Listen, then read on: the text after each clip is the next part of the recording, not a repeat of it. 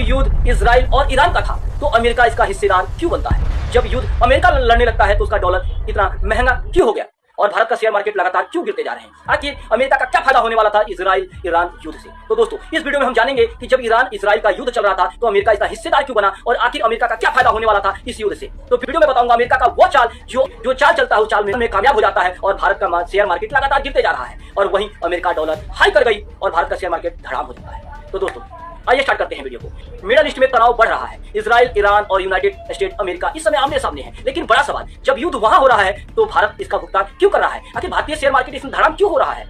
इसका मुख्य कारण है, चलिए हम जानते हैं, तो प्रकाश डालते हैं। जैसे ही दुनिया में जब युद्ध का खतरा मंडराने लगता है तो जो बड़े निवेशक होते हैं अपने पैसे को किसी सुरक्षित स्थान पर लेकर जाना चाहते हैं ताकि उसका पैसा डूबे ना, उसका पैसा मरे ना। इसलिए जो भारत का मार्केट है, शेयर मार्केट है, उस पे पैसे लगाना बंद कर देते हैं। जो अमेरिका का करेंसी है वो करेंसी विश्व का सबसे सुरक्षित करेंसी माना जाता है। तो लोग क्या करते हैं, जो निवेशक होते हैं वो अपने पैसों को अमेरिका करेंसी में बदल लेते हैं और पैसे को अपने सुरक्षित कर लेते हैं, जिसके कारण जिस देश का वो नागरिक होता है वो देश का अर्थव्यवस्था चरमरा कर धड़ाम हो जाती है। जैसा कि इजराइल और ईरान में युद्ध चल रहा है और भारत का शेयर मार्केट धड़ाम हो चुका है तो अमेरिका का शेयर बाजार, अमेरिका का जो डॉलर है वो मजबूत हो चुका है। तो इसके पीछे की यही कारण है कि अमेरिका का डॉलर मजबूत हो रहा है ईरान इजराइल युद्ध से और भारत का शेयर मार्केट धड़ाम हो गया। लेकिन मुश्किल यही से शुरू नहीं होती। आपको पता है कि भारत अपने जरूरत से ज्यादा कच्चा तेल बाहर से खरीदता है। तेल जब महंगा होता है तो इसका कारण होता है पेट्रोल, डीजल, गैस सब महंगी हो जाती है और महंगाई में तेजी आ जाता है। इस दर से विदेशी जो निवेशक होते हैं अपने पैसों को निकालने लगते हैं और भारत के शेयर बाजार BSE, सेंसेक्स और निफ्टी गिरने लगता है। अब हम जानते हैं कि जब इजराइल ईरान अपने आपस में लड़ रहे थे तो भाई अमेरिका क्यों कूद पड़ा? आखिर अमेरिका का क्या फायदा होने वाला था? दोस्तों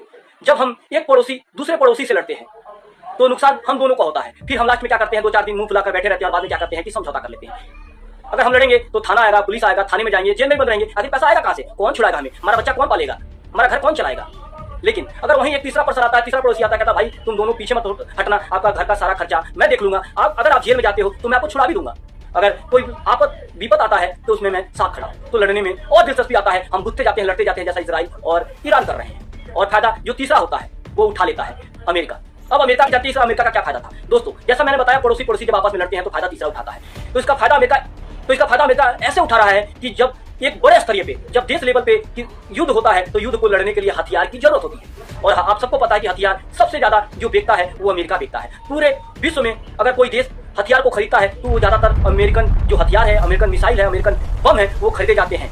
तो अमेरिका का फायदा ये होता है कि अमेरिका अपने हथियारों का जो सप्लाई है वो तेज कर देता है और उसके जो हथियार है उसकी डिमांड बढ़ जाती है और उसका फायदा होने लगता है, क्योंकि हथियार तो बिकने लगता है, उसका डॉलर तो बढ़ने लगता है। लेकिन पिछला कौन है? जो दो देश आपस में लड़ रहे हैं, ईरान और इजराइल। तो सच क्या है?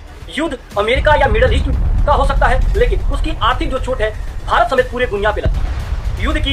युद्ध की आग सीमा में जलती है, युद्ध की आग सीमा में जलती है, लेकिन धुआं पूरा दुनिया में की अर्थव्यवस्था को ढक लेती है। तो दोस्तों युद्ध को बढ़ावा मत दीजिए, कोशिश कीजिए कि युद्ध अगर हो रहा हो तो उसको सलटने का प्रयास कीजिए, शांति वार्ता कीजिए, समझौता कीजिए और युद्ध को समाप्त कीजिए। क्योंकि अगर जब आप दो लड़ोगे ना तो फायदा कोई तीसरा ही ले जाएगा, जो अमेरिका इस समय ले रहा है। अमेरिका अपने हथियारों को भी सप्लाई कर रहा है, अपने डॉलर को भी मजबूत कर रहा है। तो दोस्तों इस वीडियो में बस इतना ही। मिलते हैं एक नए वीडियो में एक नए धमाल में, तब तक के लिए जय हिंद, जय भारत।